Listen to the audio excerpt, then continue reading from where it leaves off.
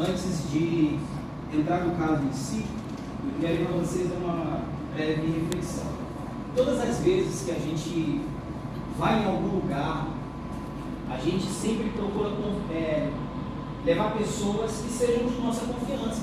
Se você vai no cinema, você procura levar alguém que você confia. Se você vai no shopping, você leva alguém que você confia. Se você vai fazer uma viagem, você leva alguém que você confia. E no caso aqui, existia uma confiança muito grande entre os cinco. Com certeza não era a primeira vez que eles estavam indo fazer uma exploração. Com certeza eles tinham alguma amizade de algum tempo atrás. E é essa confiança que foi quebrada a partir do momento que surgiu o desespero. E até quando uma pessoa pode trocar a confiança que ela tem de anos em um momento de desespero?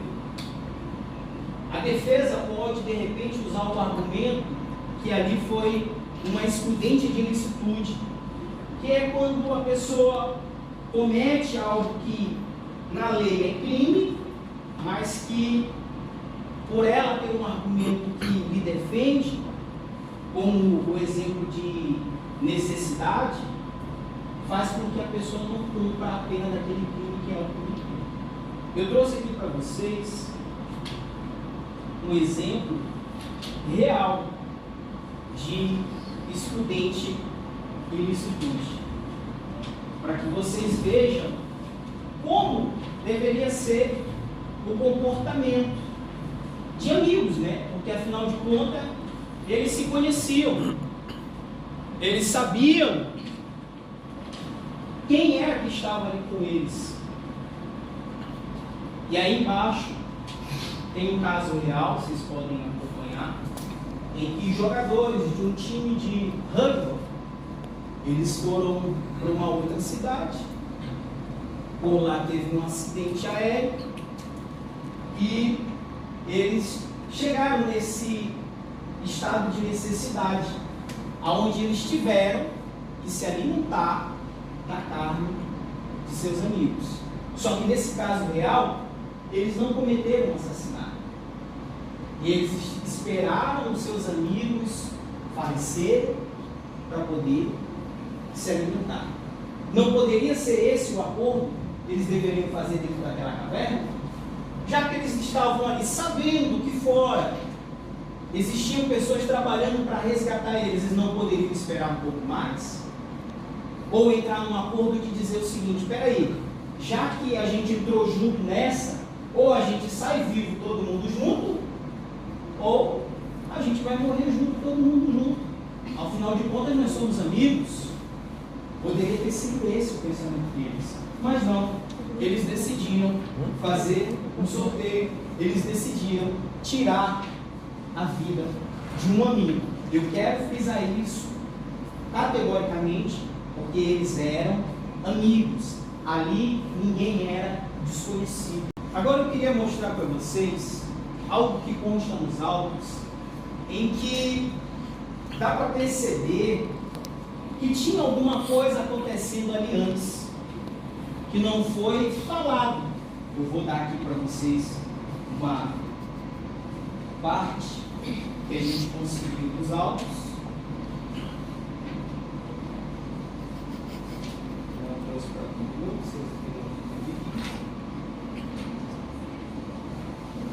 Essa parte aqui necessariamente eu vou precisar ler.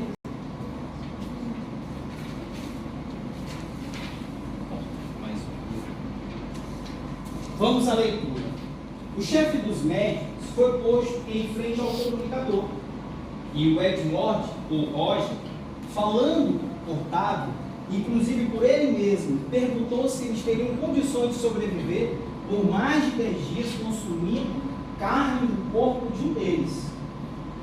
O médico, com relutância, respondeu de forma afirmativa a questão.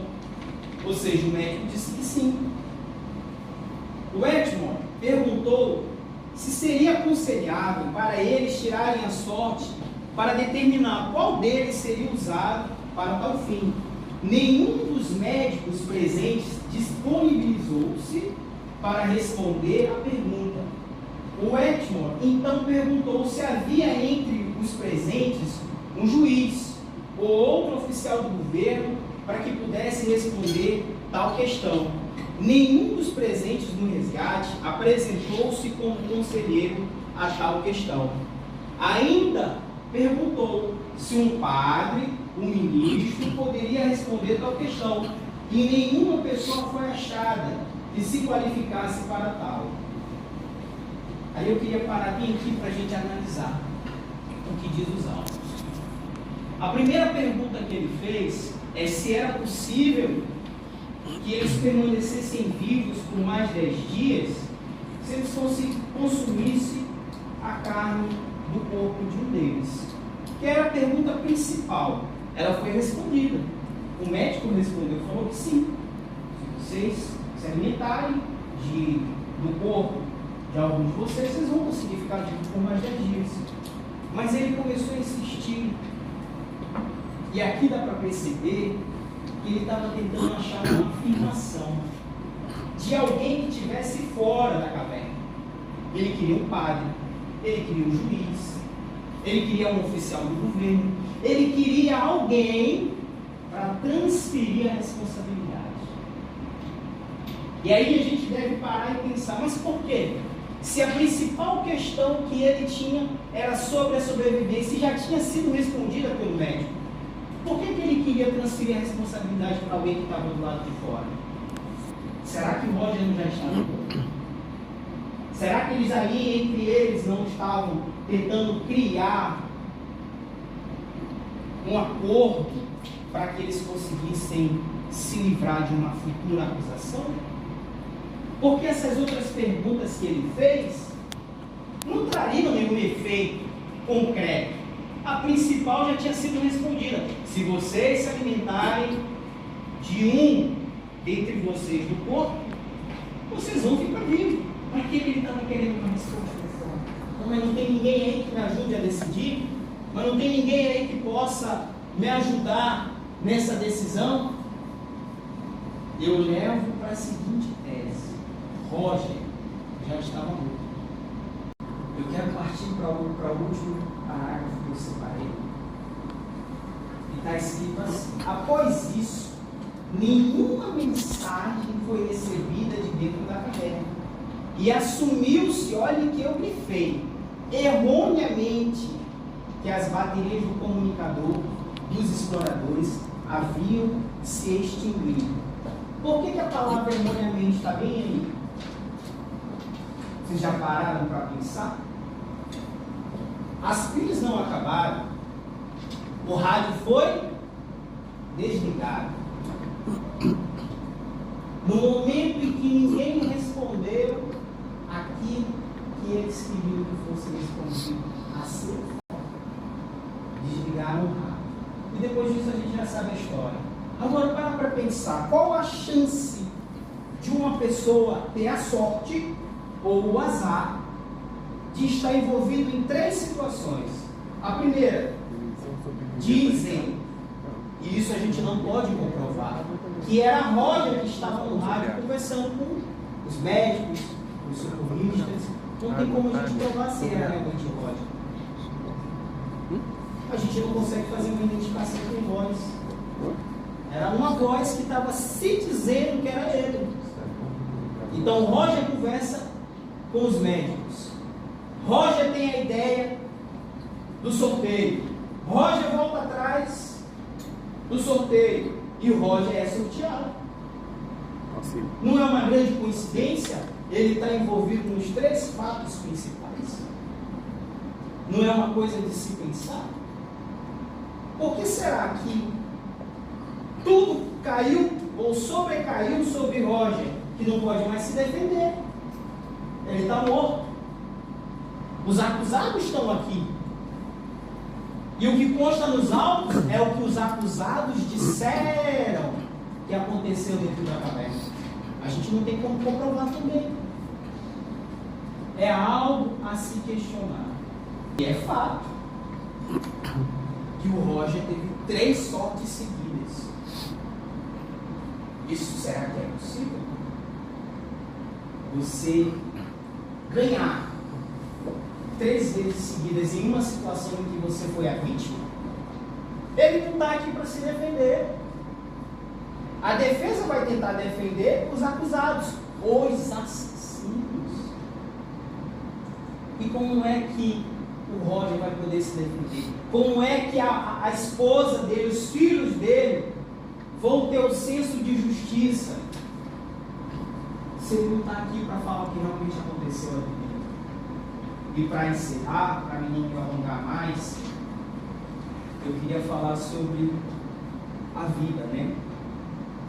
Todas as vezes que a gente vê, e aqui eu trago para a nossa realidade, a gente liga a televisão e acompanha um acidente aéreo, a gente liga a televisão e acompanha desastres ambientais, terremotos, em que ali várias vidas são ceifadas, a gente acaba ficando sensibilizado.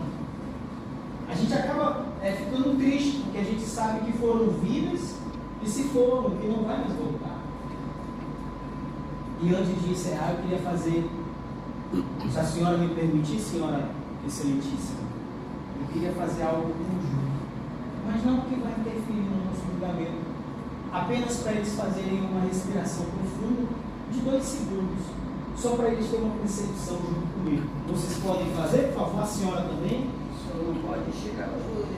Não, de forma nenhuma estou querendo instigar, só estou querendo comprovar um pouquinho da minha tese. Pode ser? Eu queria que vocês só respirassem fundo, por 2 segundos. Você sentisse o ar passando pelo seu corpo, você podendo ouvir o barulho, o som do ar passando pelo seu nariz e indo para o seu pulmão. Foi isso, gente. O bem mais precioso que nós temos, que dinheiro no mundo não compra, que riqueza nenhuma no mundo não compra. A vida ela não volta depois que a pessoa perde. E foi esse bem mais valioso que foi tirado de Roger por aqueles acusados. Aqui, a família da vítima e nós da promotoria não estamos querendo vingança, nós estamos querendo justiça.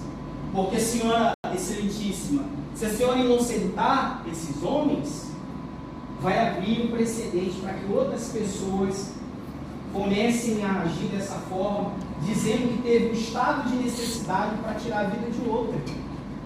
E não é isso que a gente quer na nossa sociedade, porque senão a nossa sociedade vai virar uma bagunça. As pessoas vão começar a se matar e vão dizer, não, mas é um estado de necessidade. Vão querer se eximir da culpa. Então, para encerrar, eu gostaria que vocês do júri pensassem antes de tomar qualquer decisão. Se temos o bem mais valioso que é a vida, ele pode ser tirado por outras pessoas? E a resposta é não. E dessa feita, senhora excelentíssima, eu encerro com a acusação. Ok, doutor.